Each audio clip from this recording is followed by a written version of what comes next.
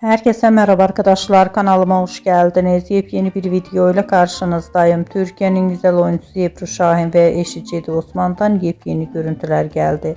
Muhteşem çiftimizin bir arada olan yepyeni görüntülerini sizler için YouTube kanalımda video halinde sunuyorum.